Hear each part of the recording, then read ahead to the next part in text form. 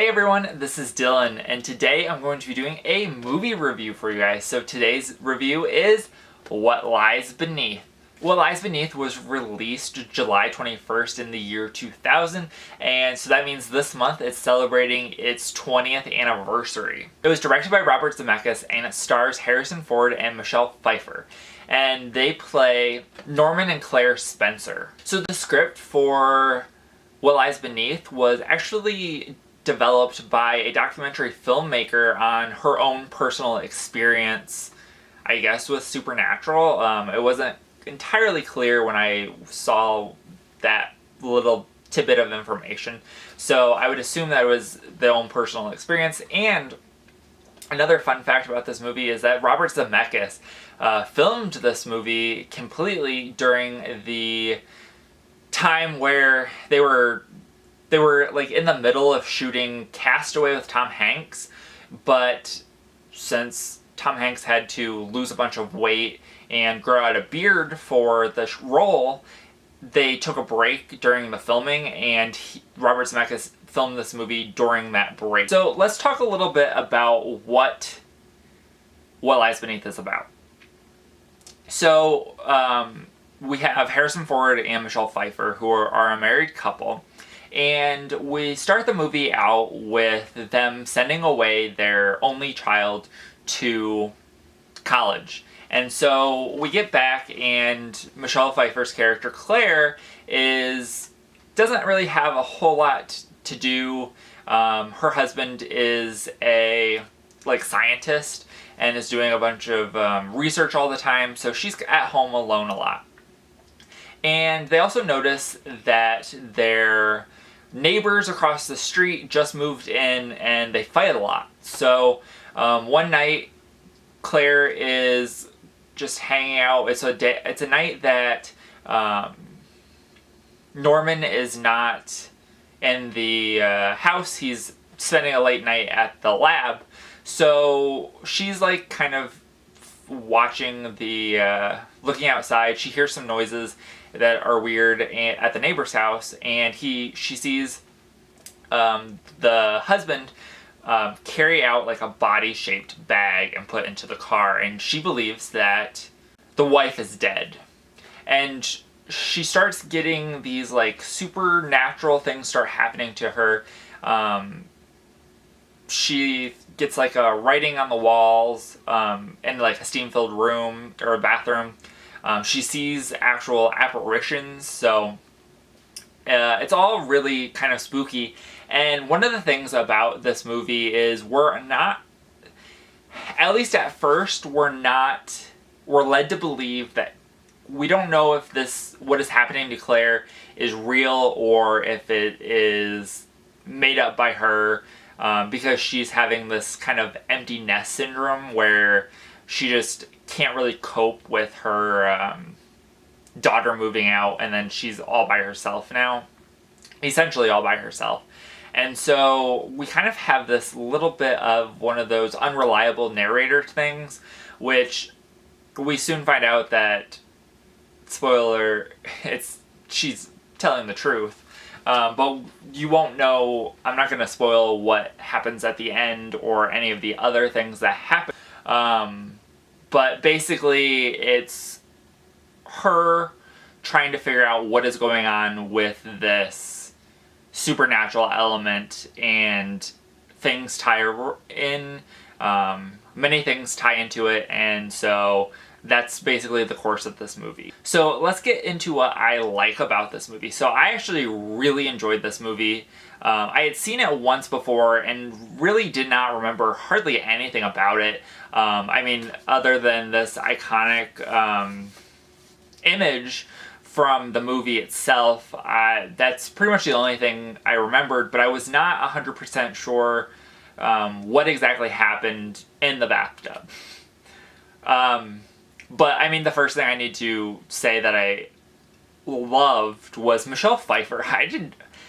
I feel like I haven't seen Michelle Pfeiffer in too many things. I've seen her as Catwoman, and I've seen her in the Hairspray the musical, and then this movie, and I did not realize how good of an actress Michelle Pfeiffer is.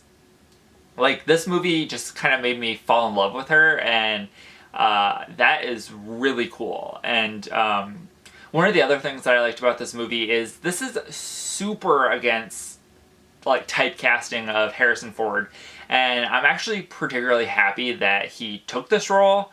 Unfortunately, all the stories that I've heard of Harrison Ford kind of seems like he's playing himself a little bit.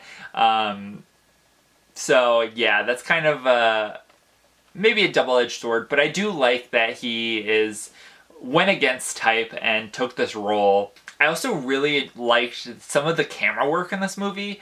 There's one particular, well, there's a few scenes, but there's one particular scene where towards the end of the movie, Michelle Pfeiffer is laying on the ground, and the camera starts at like a normal view of like a POV shot of somebody standing up, and then all of a sudden it just follows Michelle Pfeiffer down on the ground and then goes underneath the ground. So I mean, obviously there was some sort of like clear floor for them to be able to shoot that image, but I thought that that was a super cool camera trick that I don't believe I've seen too much in any other movies like that. So I thought that that was really cool. And then also the best scene in this entire movie is the end bathtub scene. And this movie does something so good, and it's like this bathtub scene is quite long, but the entire time it is just so filled with so much dread that you just can't stand it. And it's like makes you super uncomfortable because it's like, what is going to happen next? It's just literally probably it should be one of the best scenes in film, like at least top 100. It is so good. And Michelle Pfeiffer is so good in this scene, and it's all her eyes. Like, I won't spoil what happened, like what is going on to revolve around that if you've not seen it, but all her eyes.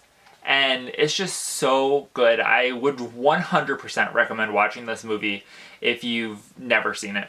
So I think the only problem that I have with this movie, and I just don't know if it's necessarily a problem or not, but I think that there's a little section in this movie that could be cut out. The movie does run a little long. It's over 2 hours long, so there's that. But I think that there's probably a little, like a subplot that could be done without. It involves the neighbors. One of the hallmarks of this movie are red herrings. The film leads you to believe that something is real, and that is the thing, but then it goes to the next thing, which, I mean, yes, it makes sense. But I think that the part involving the neighbors could either be shortened or could be cut altogether and something else take its place that's a little shorter. Because, I don't know, it's just kind of, it amounts to nothing, and then it's never brought up again after the ending of it. So that's the only thing that I potentially have an issue with, but I mean, I enjoyed this movie quite a bit. Alright, so let's talk about what other people thought of this movie. So on Letterboxd, it has a 3 out of 5. On Rotten Tomatoes, it has a 46% critic score and a 58% audience score, which I think this is significantly low. I don't remember specifically what I gave it on Letterboxd, but it was either a 4 or 4.5. And then it also has a cinema score of a B+. So I would have given it like an A- or an A, but it got a B+. So that's actually all pretty good for this movie. If you're interested in watching it, I watched like a regular copy of it on Showtime. And, I mean, I have a VHS copy of it, but I wanted to watch a little bit better quality, so I watched it on Showtime. There is a DVD. Unfortunately, this isn't on Blu-ray, which I think is travesty, and hopefully it'll come to Blu-ray soon. It would be really nice if studio like, or a company like Shout Factory put it out as like one of the Shout Select line or something along those lines. But I definitely would recommend watching it. I can't praise this movie enough. But that is it for this video. I hope you guys enjoyed. Thank you guys for watching. And remember, if you're not already subscribed and you'd like to be, please hit that subscribe button down below. And if you like this video, give it a like. Thank you and have a great day. Bye.